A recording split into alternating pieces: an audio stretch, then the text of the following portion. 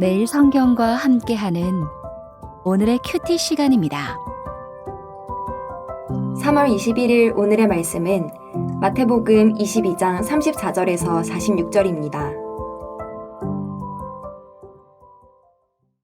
예수께서 사두개인들로 대답할 수 없게 하셨다 함을 바리새인들이 듣고 모였는데 그 중에 한 율법사가 예수를 시험하여 묻되 선생님, 율법 중에서 어느 계명이 크니이까?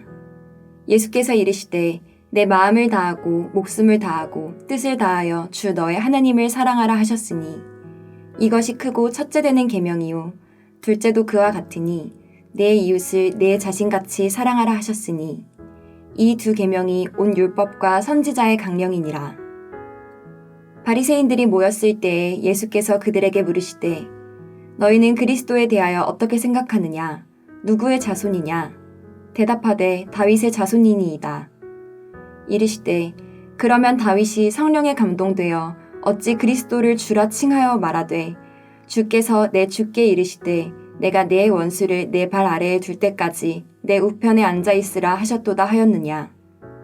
다윗이 그리스도를 주라 칭하였은즉 어찌 그의 자손이 되겠느냐 하시니 한마디도 능히 대답하는 자가 없고 그날부터 감히 그에게 묻는 자도 없더라.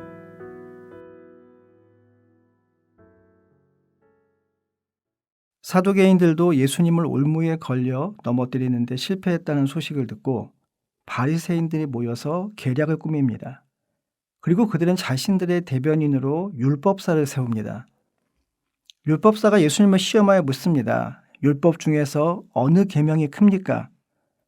사실 이 질문은 랍비들에게 중요한 관심사였습니다. 랍비들은 모세오경에 있는 계명 중 무거운 것과 가벼운 것을 자주 구분하였습니다. 따라서 율법사는 예수님이 랍비들의 입장과 상반된 답을 할 경우에 그분의 권위에 타격을 입힐 수 있다고 생각했을 것입니다. 예수님은 유대인들이 날마다 아침과 저녁에 암송하는 쉐마의 핵심 부분을 인용하여 답을 하십니다. 내 마음을 다하고 목숨을 다하고 뜻을 다하여 주 너의 하나님을 사랑하라 하셨으니 이것이 첫째 되는 계명이요. 자, 이 정도면 바리새인들도 충분히 만족할 만한 답변이었을 것입니다. 하지만 예수님의 답은 여기서 끝나지 않습니다. 이번에는 레위기 19장 18절을 인용하여 말씀하십니다. 둘째도 그와 같으니 내 이웃을 내 자신과 같이 사랑하라 하셨으니 이 두 계명이 온 율법과 선지자의 강령이니라. 둘째도 그와 같으니라는 이 말은 둘째 계명도 첫째 계명과 동등하다는 뜻입니다.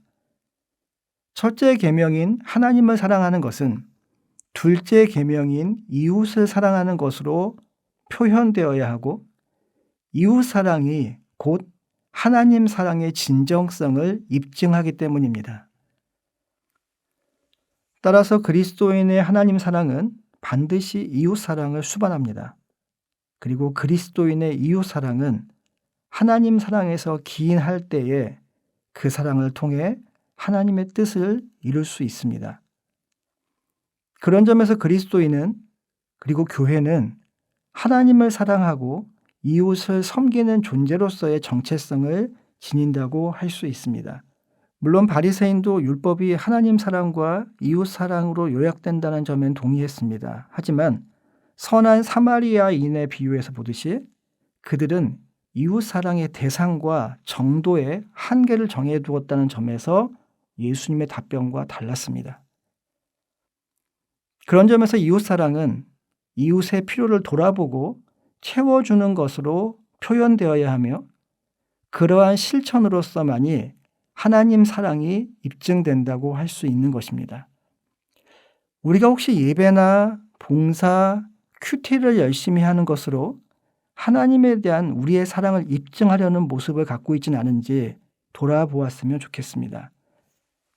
41절에서는 바리새인들에게 예수님이 질문하십니다. 그동안 예수님께 던져진 질문들은 예수님의 권위에 도전하는 것이었습니다. 예수님은 그들이 아무런 반론을 제기하지 못할 정도로 답을 하셨고 이제 바리새인들에게 그리스도의, 즉 자신의 권위와 관련된 질문을 던지십니다. 너희는 그리스도를 어떻게 생각하느냐? 그리스도는 누구의 자손이냐? 바리새인들이 답합니다. 다윗의 자손입니다. 그러자 그들이 전혀 예상 못한 질문을 하십니다. 다윗이 성령의 감동을 받아 시편 110편에서 그리스도를 주님이라고 부른 것은 어떻게 된 것이냐? 어떻게 그리스도가 그의 자손이 되겠느냐? 바울이 예수 그리스도를 육신으로는 다윗의 후손으로 태어나셨으며 성령으로는 죽은 사람들 가운데서 부활하심으로 나타나신 권능으로 하나님의 아들로 확정되신 분이라고 말했던 것처럼 그리스도께서 다윗의 자손이신 것은 분명하지만 그분은 인간의 차원을 넘어서는 하나님의 아들로서 다윗과 비교할 수 없을 정도로 큰 분입니다. 따라서 다윗이 그분을 주님이라고 부른 것은 당연한 일입니다. 자, 이 당연한 사실을 바리새인들은 알지 못했기 때문에 예수님의 질문에 아무런 답을 할 수 없었습니다.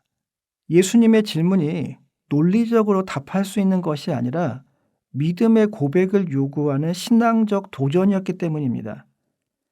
이러한 도전은 오늘 저와 여러분에게도 주어질 수 있습니다. 아니, 어쩌면 오늘 본문은 저와 여러분에게 질문하는지도 모르겠습니다. 너희는 그리스도를 어떻게 생각하느냐?